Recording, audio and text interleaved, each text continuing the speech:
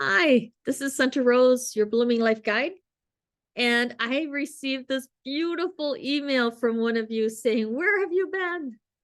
And I'm so happy to get it because it gives me an opportunity to come in response to the email of where I have been, because it felt weird just suddenly posting something about myself on this channel.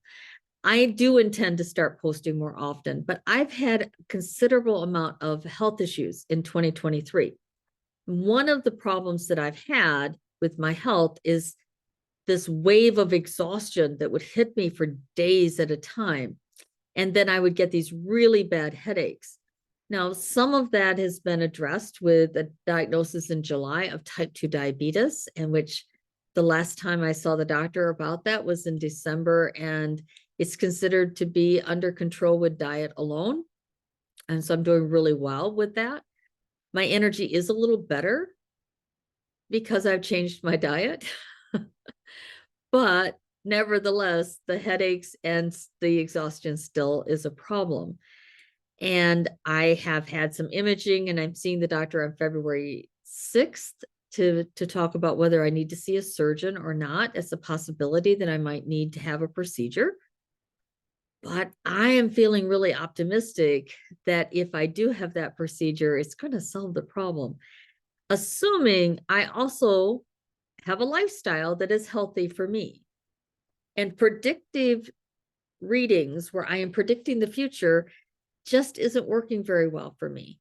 I don't feel comfortable on some levels because I feel like I'm telling somebody what the outcome is, and therefore I'm influencing their decisions. And I don't want to do that. I want to help people decide what the wise choice is for them, rather than my feel like I'm telling them what the wise choice is. That's because I've been a psychotherapist all of my adult life, basically, for over 35 years of my adult life anyway. And very similar to Peters, who I really love, and I watch everything he puts out. I'll put a link to Cash Peters in the description box if you've not heard of him. He says this, and it's exactly how I feel too, that I read the current energy. I'm not good at telling what the outcome will be because I really believe in the human free will. And the fact is that while the energy might lean one to think this is a certain outcome that's likely, because of human free will, that could change. But also, your free will to make it be different is also available, in addition to the fact somebody else might make a different decisions and therefore the outcome doesn't happen. Your ability to choose something else for your life is also true. So reading the current energy is exciting, and it opens possibilities. Predicting somebody's future feels limiting, and it feels restrictive, and it just feels really awkward. Now, I'm telling you this, but I'm going to be honest with you. I get psychic readings. I absolutely do.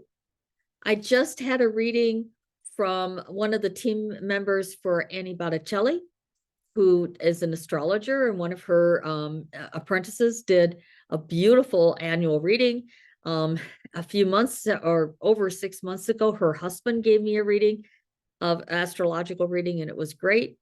I have had Melissa, and I cannot think of her channel name, but she's a medium. Actually, she's also here in Michigan, where I'm from. And she did a mediumship reading that was just wonderful. I really enjoyed it. In June, I have another reading from Linda G. I've had readings from Linda G several times. And I absolutely love getting readings from psychics. There's nothing wrong with predictive readings. I'm just uncomfortable doing them. They're very draining for me energetically. And then I have this conflict where I'm not really doing what I feel called to do. And the calling that I feel is helping people grow spiritually and helping people heal from past traumas. And by the way, you don't have to have had a horrible childhood to have had some past traumas in your life. It could be that you've worked in a bad working environment, or you had a really bad breakup with somebody and you've never really recovered, or there's somebody in your life that was really awful to you, maybe a bully in school. Those are all traumas that I can help you heal from. And I love doing those healing processes, going back and getting the energy that you lost at the time of that trauma back into your energy system, and doing an aura and chakra healing and so forth, that remove, cords that people have put on you, or to remove negative energy, like, just negative thinking, or strong emotions and so forth. Those kind of energies are something that getting them lifted off of you with an energy healing can be really, really freeing.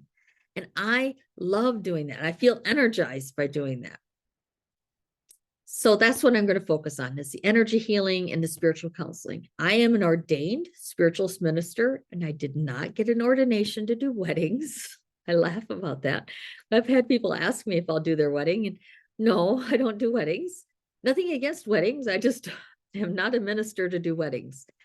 I went through a program where I had to study, I had to write papers, I had to produce assignments and so forth in order to get my ordination. This is in my opinion, a legitimate ordination.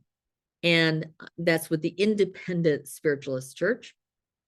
And that credential as a minister allows me to do spiritual counseling with people outside of Michigan, because my mental health license restricts me to working in the mental health arena only with people in Michigan. And I do have a small mental health practice, but it's not available to the general public. I'm a contractor to an agency. I work remotely with them, and I do bill insurance, but you have to live and currently be in the state of Michigan for me to do that. And there's only like 5 or 6 insurances that I take, none of which are Medicare or Medicaid. And it's through that agency that I work with people. In my private business, I do spiritual counseling, and you could be anywhere in the world, but that's not billable to insurance. That's something you pay for each session. Speaking of which, I did lower my fees, and there will probably be some people who will say that I lowered them too much, but I really felt that the economy is such that I wanted people to have more regular sessions with me, instead of thinking of it as a one-time only psychic reading that you might get once a year. I wanted people who would be working with me on a regular basis, so it needed to be affordable for them to have regular sessions with me. And the same with the energy healings. I would like people to get energy healings, 3 or 4 times a year, because that's really good for their energy to get that healing. And so I made the price something that was more reasonable. The energy healings are still recorded, but the spiritual counseling is always one-on-one, just like this. You would be on the other side of the screen looking at me, just like I'm talking to you right now. Only I'd be able to actually see you, which I would love. That would be great. I'd love to get to know people and to help them heal.